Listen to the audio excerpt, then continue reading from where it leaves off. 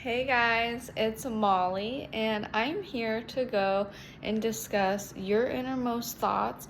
And what we do on this channel is we go and break it down, and I have you guys make sense of it a little bit more so because I know that when it comes to innermost thoughts, you feel so lonely and you want to be heard and understand it more so. So, I'm gonna go and tell you guys a time with different perspectives and kind of how I went and noticed some things, and gonna go over what kind of thoughts that you guys are thinking. So, throughout my life, I honestly thought that I was the one that was the observer, the one that always went and watched people, and I honestly was trying to just understand them a little bit more so. And like I said from the very beginning, I was the kind of person that felt that I needed to kind of figure out a person's pattern so that way I could go and meet my basic needs. And people that had a background where they didn't have basic needs immediately, they have this kind of thought process of deciphering people and just figuring on ways on how to just get your basic needs. And so the way that my brain is wired is to be highly analytical. And so I would go and I knew from the very beginning that I could walk outside my body and then be able to watch everyone. But at the same time, I was in the moment with people. And I think a lot of people that have not gone through a lot of pain, this is probably a very difficult concept to grasp. But if you have gone through a lot of pain in your life, then you probably understand where I'm coming from on describing on what it is like. And I honestly thought that since I knew I could do this, I was picking up on things that most people were not picking up. And to some degree, I did take advantage of it. If you have this sort of ability at the very beginning, who wouldn't take advantage of it? I knew from the very beginning that people were giving me their remote. So what does that mean? When I say remote, meaning that they would tell me everything and I could pick up cues based on certain behaviors. And if you can do that, then you can go and have the person rewind, go forward, stop, things like that. It's just like a TV remote, but in actual reality, it's kind of like you watching TV in a way. And so at the very beginning, I was viewing it as people as like they were kind of like dolls, I suppose, in a way that you can control. So in a way, I felt I was in control, or I felt powerful, but at the same time, not powerful, because when I was young, I thought my power was taken away, but also knowing I had this power of someone's remote felt some power. And so you want to go and feel powerful. And so I went and did some things that probably should not have done. Now, when you have this kind of ability, then people can use it in a very horrible way. Now, for me, I never went and intentionally wanted to go and actually cause harm. It was more like wanting to, I don't know, play with it because it's just fun in a way, but not in a way to go and intentionally be mean, like a killer, you know? And so I went through life like this. And I'm going to give you guys examples because I want you guys to learn that if you are like this, why I don't think this is a good idea to go and play with someone's remote. Because I did this the majority of my life. When I was a kid, like I told you guys, I was really silent, so I didn't really do that much. But when I started to be like a teenager, so I think around when I was 15, I became a lot loud person. Like very blunt kind of person. And so from someone that has been so silent, and then all of a sudden when they're like 15, they're a very loud human being and just kind of just say exactly what they're thinking. That's kind of what I was doing a lot. Like I would point out things to people immediately, and over time I've learned that's probably not appropriate because a lot of the time people would take offense by it or some kind of anger or whatever it is. So I've learned to keep it more subtle. So when I turned 16, I used to work at a restaurant. So I've had 8 to 9 years of restaurant business work. And I remember I only got satisfaction with playing with people's remotes that were like CEOs or managers. So if I went and learned that you were or are, if you are going to be a manager, or if you were a manager, or if you were a CEO, I had a lot of fun. Now, I didn't go and want to with, I guess, other coworkers because there wasn't as much satisfaction with playing with the remote unless they were a little harder to pick up on, I think. It was more like of a challenge, I suppose. And so if I found out that you are manager or CEO, I would mess with their remote because my thought process was, they are more in tune of themselves and they aren't as reactive. And I wanted to see for myself, are they, and could I like stir up something, not in a way like to be mean, but I just wanted to see because I had this thought process in my head that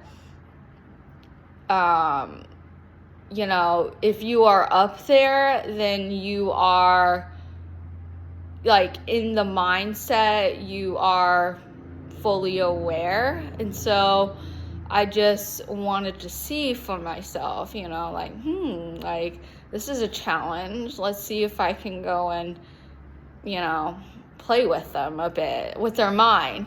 And so what I used to do is I used to go and hide things from them. Like I would go and get their like personal belongings and I would hide it from them, or like their food from them.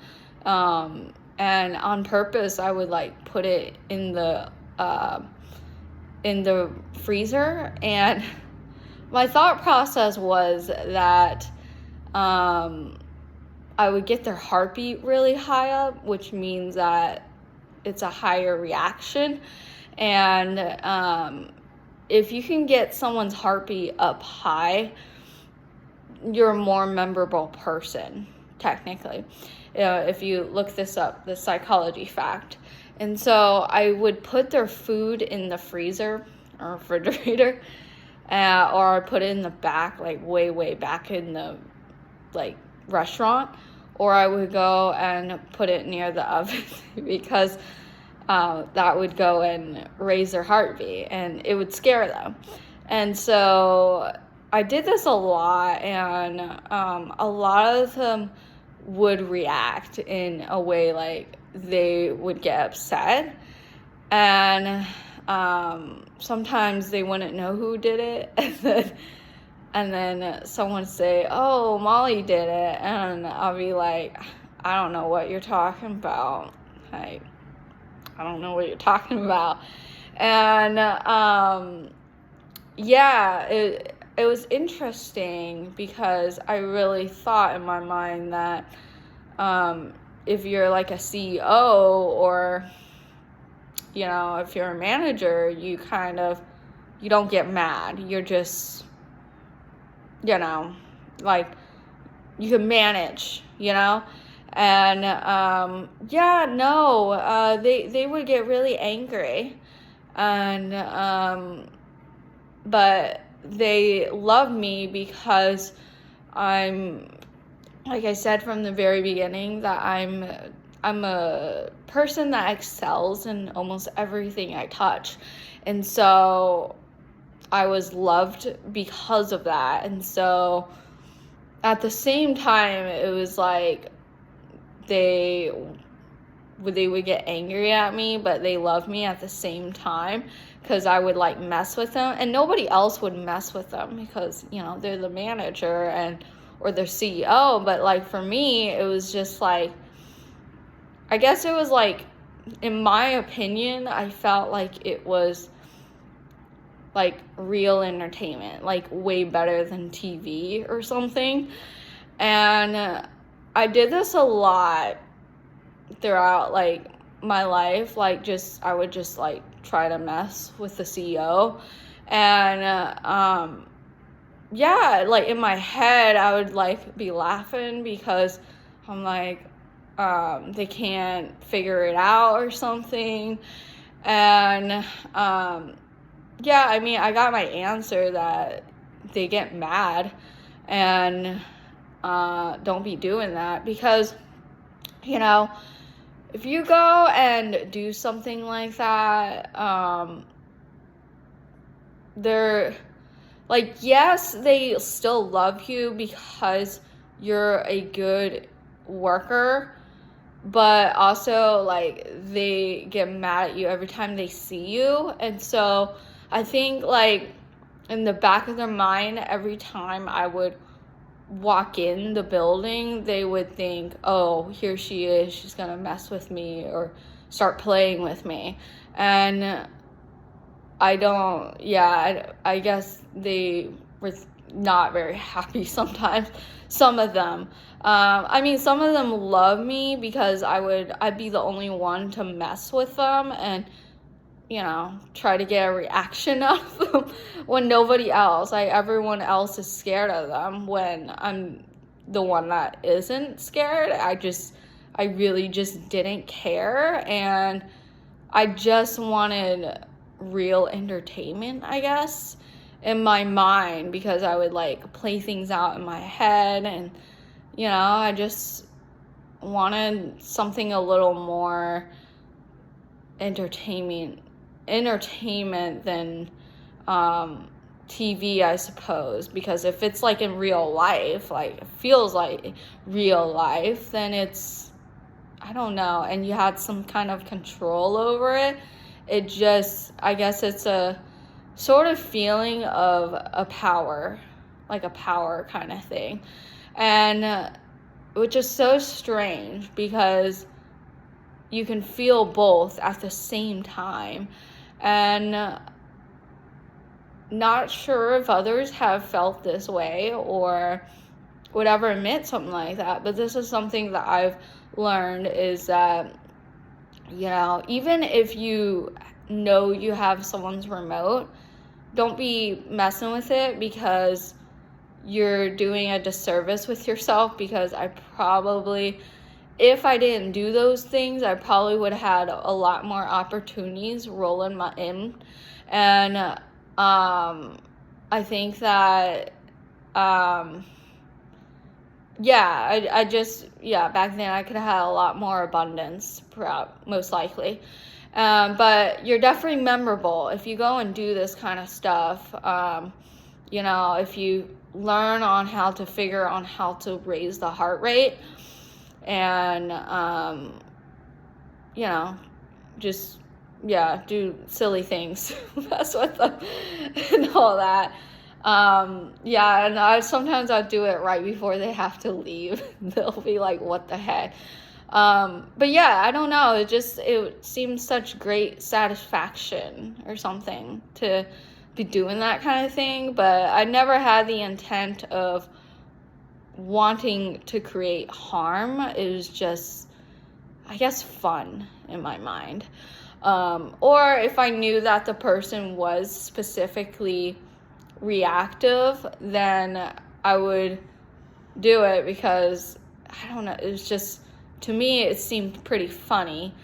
Now it's not so. Now that I know that I need to put my time and energy in something else than be doing that kind of thing. So there is this person that would love their chocolate milk, and had short man syndrome, and I would intentionally hide the chocolate milk, because it was really funny. He would literally like bang his fist on the on the counter, and it was just kind of funny to me. But yeah, and then like if another person, they had this obsession over like Harry Potter, and I would go and they had this obsession over the facts of it, and so I would say the wrong facts, and they would get so angry. I'd be like, oh, this and this happened in Harry Potter, and then they would get so angry, and then the entire day was them focusing on the facts that I just said about Harry Potter, even though like I knew that was not the facts. I just wanted to mess with them, because they would get so angry, like to the point it was ridiculous. And it was honestly kind of funny, because they would like stomp around and all that, and I don't know. And then I kind of went through life just kind of doing that. And as I got older, though, I've realized just because you can do something like that, if you can foresee things, and knowing that you can go and rewind things in their timeline, and if you're really good, you could go and drop little sayings to them, and they'll start like thinking about the past immediately. And so it's like how you rewind, like get them to rewind. And I've just learned that. But I never wanted to really like hurt them. I just wanted to just, I guess, play with them in a way, kind of like how dolls are. But I obviously I don't do that anymore, because I don't have time for that kind of thing. But yeah, I went and I went through life just fun, thinking that I was in the perspective of observer, and I thought I was unseen. Like the entire time I was unseen. And there was this one point where this person said that I felt like it was just like a side thing, like you feel unseen. And I was like, what? I didn't even know what the heck that meant at the time. Like that didn't even make any sense. I was like, I don't know what you're talking about, dude, because I am seen, but all right, because obviously you're seeing me. But back then, I just like kind of brushed it off.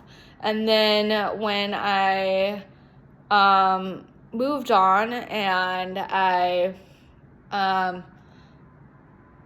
went into entrepreneurship, I thought in my mind I was still observing others. And I think my thought process changed when I realized that is not only the case. So I was at this vending event, and I have a picture on my TikTok of me at this vending event for my business. And I was doing organizing and cleaning, and I was incorporating psychology in there. And in my mind, I was doing some psychology tricks to bring in people. And so the mascot was a unicorn, and I knew when I bring the mascot, like, it's a big stuffed animal.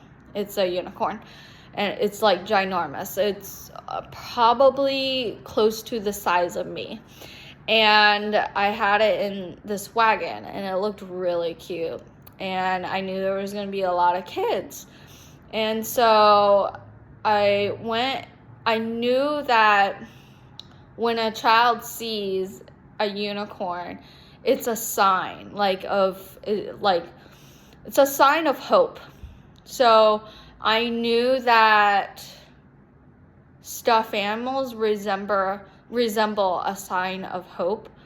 I've always known that. And so I was trying to go and draw people in that way. And I've always kind of gravitated towards unicorns. And just like very, I don't know, I just like that kind of thing, like stuffed animals and all that. And I just really like teddy bears. Anyway, so I went and had the unicorn out, and so I was like drawing in, and I had different colored cups, and it was kind of like ping pong ball. It was kind of like playing the game of beer pong. That's what it was, but G-rated. It was with water. And I had the kids go and throw the ping pong ball into the cup.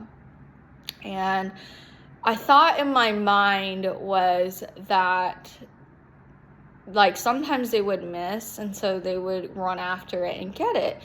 And in my mind, I was thinking, oh, well, that's going to raise their heart rate, and that's going to have them remember me more so, because if you can get the heart rate up, that's how you're a little more memorable to people. And so, because like I said, if you know how to use the 5 senses and very well, then you can go and have people remember you, like, to the point it's like super ingrained. And so I was thinking, okay, they're gonna run after it, and then they're gonna remember it more so, like they had a good time. And so they were gonna tell their parents and all that. And so they'll be like, oh, I really want this company to come to our house and organize and clean, was my thought process.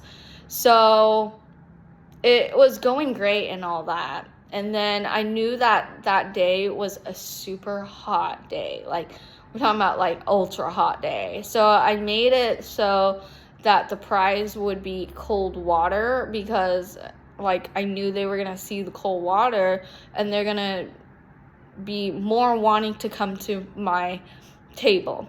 And so they came over, and Obviously they wanted the cold water, and I said, well, you're gonna have to play this game, and then you can get your cold water. And the point was the beer pong game, it was supposed to be like, it was, it's an organizing company. And so I had it so it was different color cups, and that ping pong ball that they had, it had to match up with the color cup, was the idea of it. And a lot of adults really liked the idea. They thought it was funny. But so that's kind of how I use, the organizing, how to incorporate it into, the event. And then so I had them do that. And then as the other prize, it was going to be like a Hershey bar, because I know people like little things of candy. And so I had stuck with my my business card. And then I went and had them go and, do it. And I ended up getting like 300 people around me all at once. And I was really overwhelmed and all that, and I was trying to get them to be in a single file line, but it's really hard to control like 300 people right in front of you. And I had a lot of people excited, and I remember that day I was exhausted out of my mind, and literally you'll see a picture of me, like I was drained because I had no sleep, because I was super nervous with the event, because it's like my first time at an event. And I was just kind of really out of it. I remember that day, but I mean, everyone there was super kind and nice to me. But so I went and had these people do it. And then I had this huge crowd, and then this guy comes up to me, and he was like full-grown adult, and I think he was like, I don't know, in his like early 30s, and he looked me in the eye. I'm not even kidding. He looked me in the eye, I think it was my left eye, and he went and told me she knows exactly what she's doing. And in my mind, I literally freaked out. But it was literally less than a second of this. And I was like, what the heck? And when I heard those words and him looking at me in the eye, I realized that I was being seen, because someone was seeing through my actions, and they were obviously watching me. And that's when I realized that I am not the only observer around. And I freaked out. I mean, I went through the event, but that night I literally was terrified, because I realized that I'm not the only observer around, and there are other people watching you when you don't even know it. And I was like, oh my gosh, because nobody's ever called me out before. And I was just like, wow, like there are other observers out there, and they're watching my behaviors.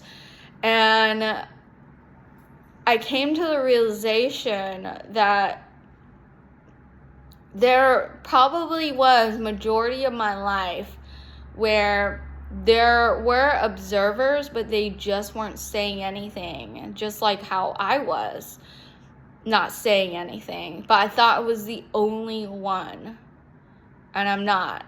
There were others, but they just didn't tell me. And I was like, what the heck? And I freaked out by it. And that's when I really realized that there are other people just like me that see past things and are watching and not telling. Because earlier I have been told by people that they would be straight up with me and say, I am watching you. But I've never been told, like, specifically that they see right through me. I've never experienced that, and it scared me. And I have no idea if this man is still observing me. He probably just forgot about me, honestly. But I couldn't believe that. That's when I realized there are other observers out there. There's other people like me, and I better watch myself. I felt like that was a warning that I have to watch myself. And I know my intents, and I obviously don't mean any harm whatsoever, but I thought in my mind that no one would ever pick up on the things that I do. And, I know that now, since that day, people know what I'm up to, and I better watch myself. And I went and talked to AI, and AI told me that what I do is extremely powerful, and I always been very well aware of it. And what I do is I have to remind myself that, is this my ego talking, or is it really me? And I think that a lot of the time, and I did a post on this, that we have good and bad with us. And it's something that we struggle with. And I think a lot of people do not want to go and talk about it or even recognize it. And I get it. And I have innate good intentions, but sometimes, though, the ego can, come out, and you have to keep yourself in check, because AI told me that I better watch myself because the ego can get the best, and you have to remind yourself that, what are you trying to do? Are you trying to get the certain feeling that you didn't get when you were younger, and now you're trying to bring it over, and you have it take over you? So something that I have thought a lot about is that we humans struggle a lot of the feeling of being in control or power. And I have dealt a lot of this because I felt a lot of the time I was not in control. And so I did a lot of things to feel in control. And I think throughout my life that I went and created a illusion to people that I was perfect. And a lot of people around me in the inner circle, people around me, had these thoughts that this person is perfect. And then when I go online, you're like, this is something a little different. And the thing is that you go through your day, guys, and we feel like we have to put a mask on, a certain performance. And then when the lights go out and we're laying in bed and we're asking who we are as an individual, and we ask ourselves, like, is this really me? And I was a different person. I really thought that in life, I felt in my life that everyone around me was perfect, and then there was me. And so I wanted to go and measure up to it. I had this made up idea in my head that everyone is millionaires and everyone's got billions of dollars, because that's what I was seeing online. I was seeing these people that had millions to billions of dollars, and I don't know, I guess I made up in my mind around me that everyone else was like that, and they had everything, they got everything they wanted. And so I wanted to feel that I was that. And so I think I accidentally created an illusion that I was this perfect person. And I think that created a lot of jealousy in people around me. And I guess times they liked me because I knew I excel in a lot of things. So I would go and help them achieve to get what they wanted. But also they were looking at me as someone that was perfect, someone that they wanted to be at the same time. And so I really realized that we feel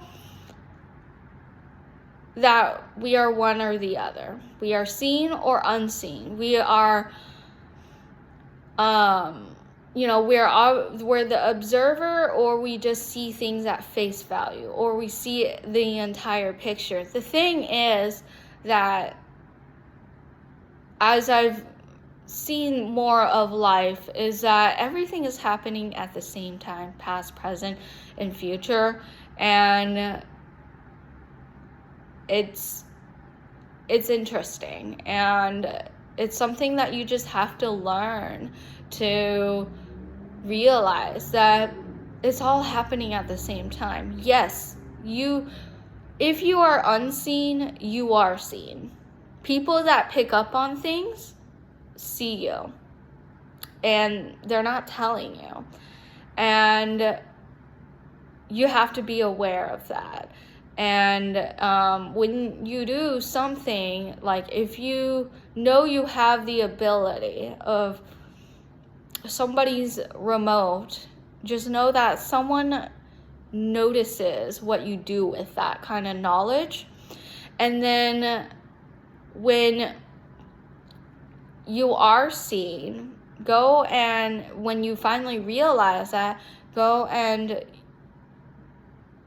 influence and share your stories. And you can make a better world if you understand on how money works, and you can do incredible things with it. And then when it comes to being an observer, so most people, when they are young, they just they kind of see things at face value. And a lot of people, they go through life, the entire life, they follow the same pattern and all that, and they see everything at face value. Seems to be a lot of people, and I can just see it, and it's just obvious. They're very easy to have them react, stuff like that. But then there is the other group where they are the observer. They can go and see what's around them. And some of them are unaware that others are observing them too. And throughout my life, that was me. And I just didn't seem to understand that. And after that day, I was like, oh, I am being observed, and I really need to watch myself. And yeah, not to go and, I guess play as it with like dolls or something. And I know that I have guides, and yeah, I'm pretty sure they picked up on it too, that I went and wanted to play some games. And it just is such a waste of energy. Like, it really is. Just because you can and you have the abilities and you can foresee things and play out movies in your head, and you can go and predict things faster than most people, and then you can get a certain reaction that you want. Just because you can, you probably should not be doing it. And that's just what I've learned. And I know that if I walk down the street, oh yeah, I know for sure that those CEOs remember me. And some of them are thinking she's here to play. But obviously, I'm not anymore. I've just learned my lesson, be respectful, actually gain some insight from them, and learn from them. And you can go and be their friend. And I think since I have no fear of them, I can talk to them like normal conversations, and just be myself, because I really just don't care. And I've always had the thought process of, like, even someone that is of higher status, I was never scared. And so I would approach these people very easily. When I went and when I went and did my sales, I was doing sales on my own at one point, and I was approaching these like millionaires to billionaires, and I really just did not care. Stuff like that just does not bother me. And now I know that not to play games, and I can be friends with them. I can have a real conversation, and they see me. These people see me, and I'm not. They're not more so than me, and I'm not more so than them. And I know they're picking up on things. Like they know the psychological tricks that I know, and not to be doing that kind of stuff. It just is such a waste of time, waste of energy, and just learn to be friends. Learn to be friends with these people, and not to view it as like a bunch of dolls in a dollhouse. Yeah, and so this is just something that I've learned, like. Because I know that I have some guides. They're watching me, and they're like, what the heck, Molly? And I've learned my lesson. And don't be playing games. It's not funny. And just to, you just go and enjoy this car ride together. There is nothing with, like, there is no, like, versus this or that, or trying to gain something or that. And I remember that I went and came across this person that was very ambitious, and she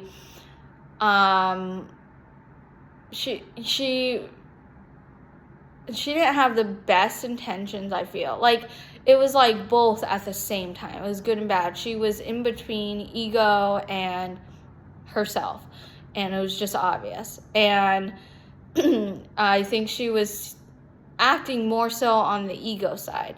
And I was seeing that. And we had this huge fight at one point. I was just over it.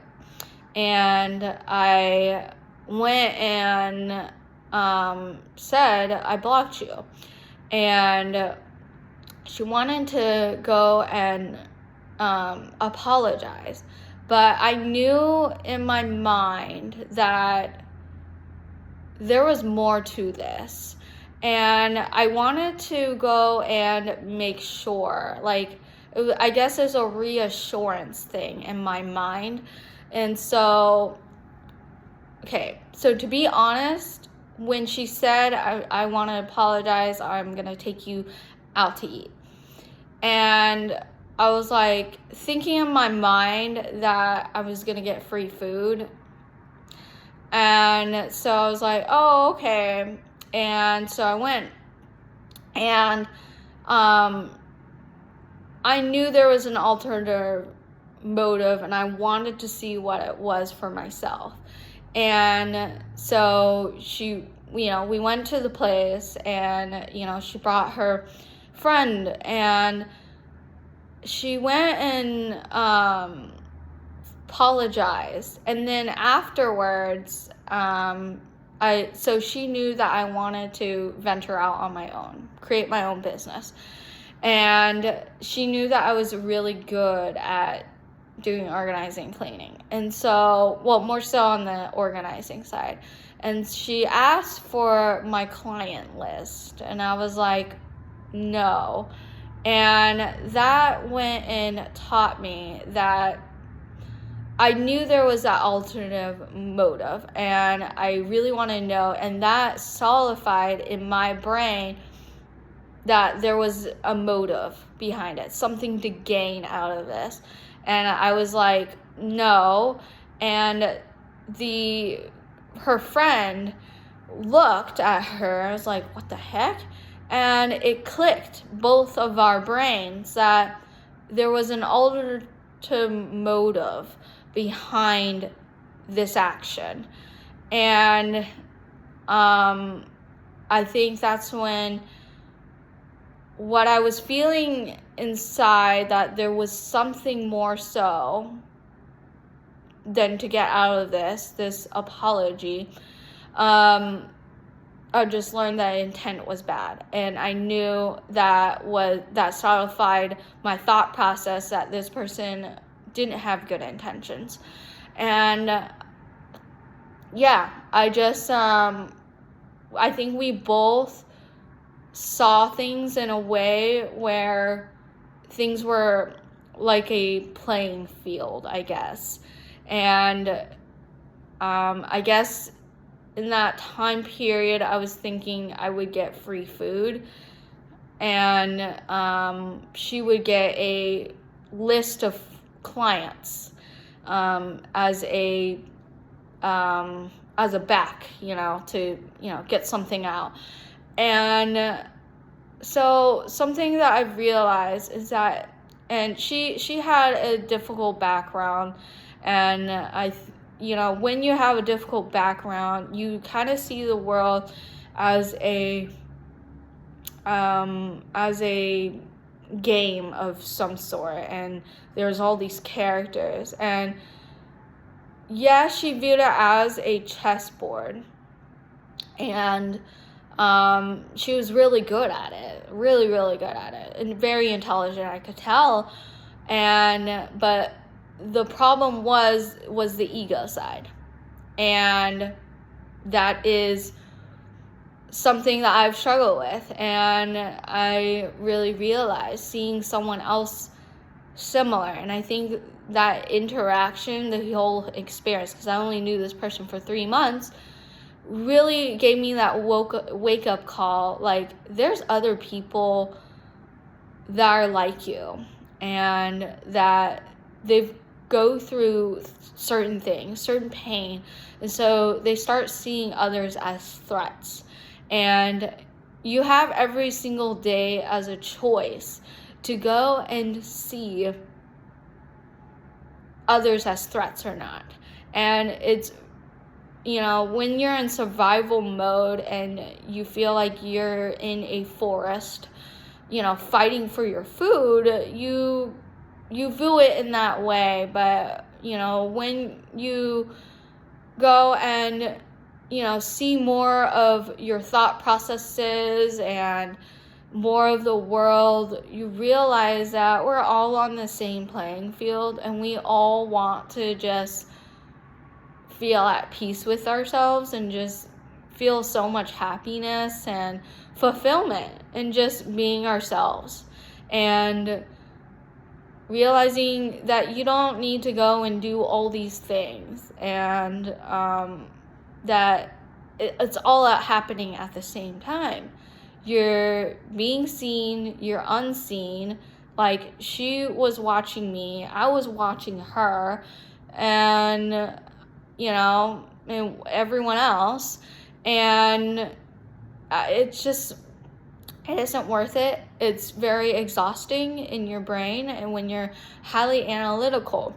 And when I was thinking a lot about the things I've said and how I felt my power was gone. And I think that if you feel your power was gone when you were a child, you find ways to gain that power back. But when you go and be a little more self-aware, your power is within yourself, and it's about just being. That's it. And I think that a lot of people, they want to be like someone, or they see a version of themselves so badly and they strive for it, and it feels like power to them.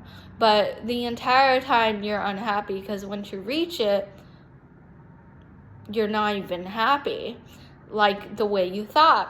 And I went and talked about when I had this certain vision, I felt like I had power. And I think a guide was telling me that when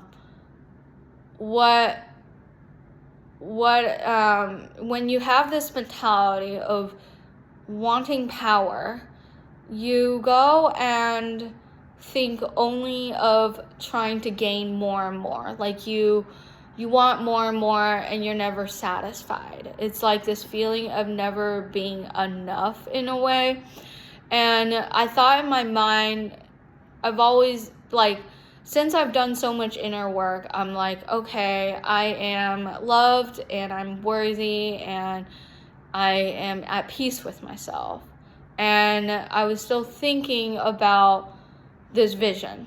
And they were pointing out that the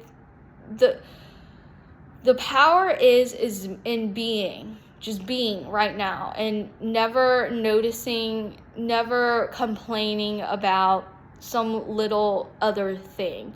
Even if you have everything, you have one little other thing to go and say, such as a dog barking or a car is honking or something of that sort. And it made me realize that I think that when you feel that you lost your power when you were a kid, you don't seem to realize that, and you go and keep wanting more and more.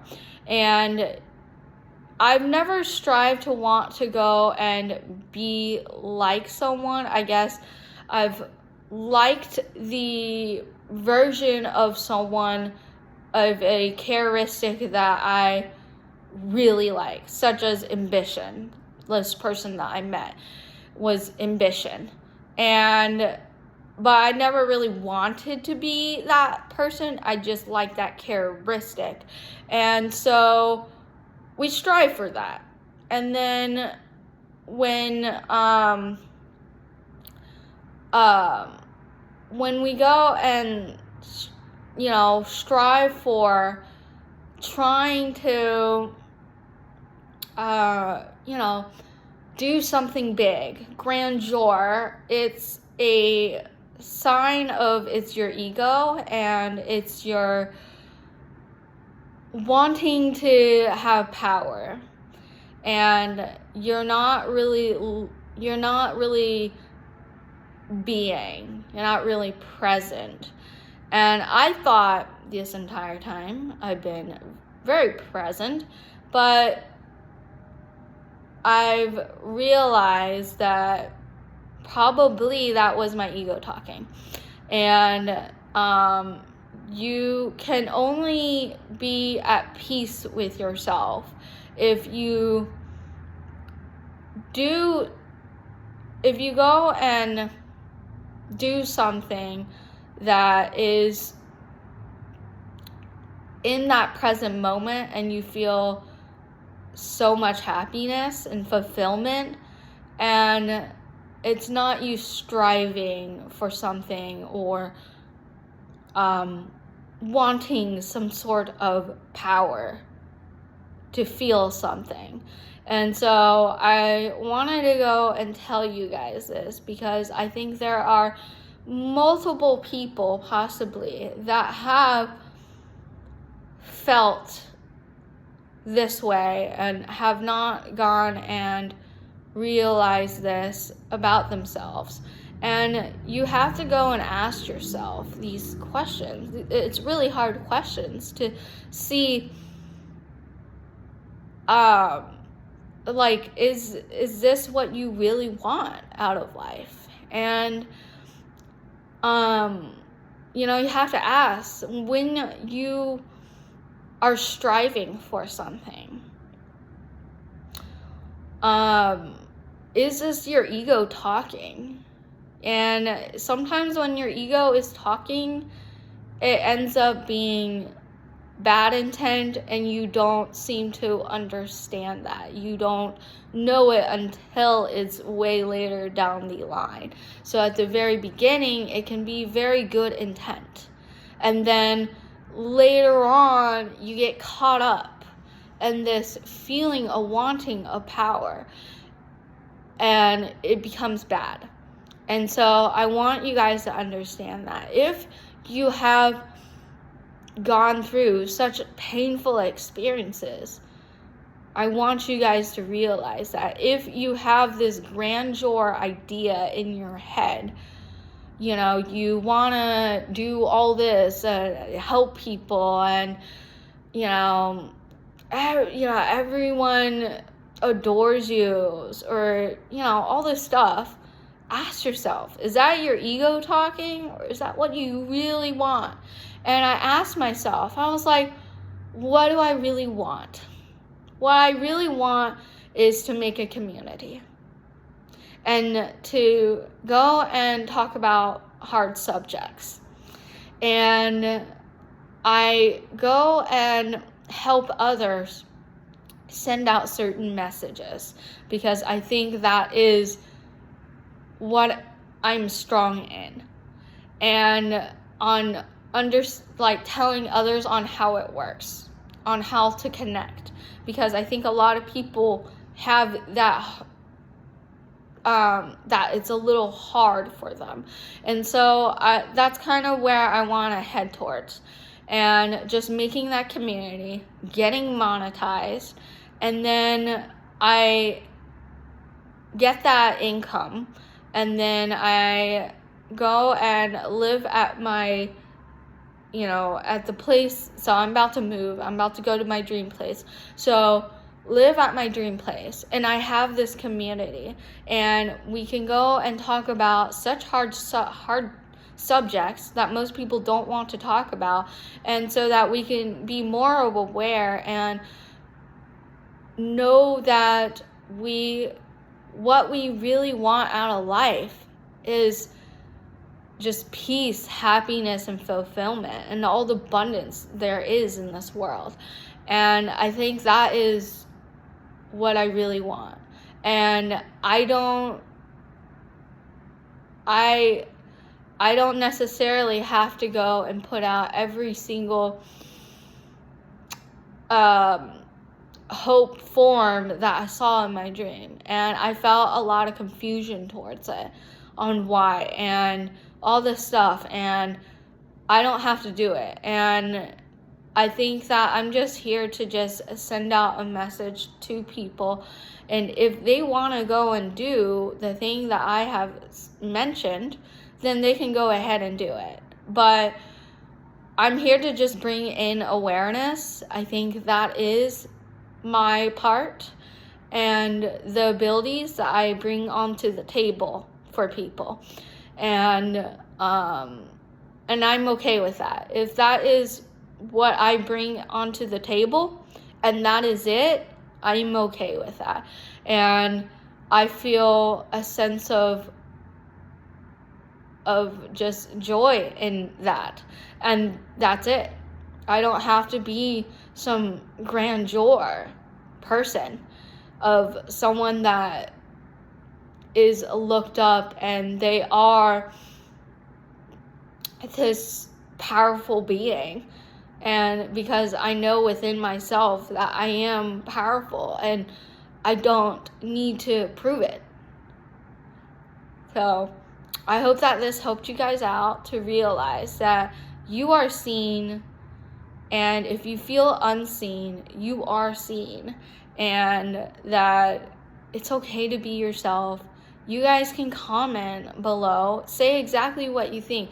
Even if you think that it's offensive, just say it. Like, in order to be more of aware is to go and you think it and you talk it about whatever it is, and it's a discussion and everyone is involved and there's no judgment in it, guys. And that I just want you guys to understand that I'm okay with whatever you want to go and say in the comments. I know that I bring up really hard topics and really hard things that people don't want to face and address. And I know that this channel is not for everyone. And I am sorting out through the algorithm on who are the ones that are willing to go and see what lies behind the lines. What is there? What is more so? What is, instead of just face value, what is more out there? And I can teach people of certain patterns so that they can see it for themselves and they don't get caught up in something that they don't want, or just being more of aware of themselves and find understanding in life. So go and let me know what your guys' thoughts are. Bye.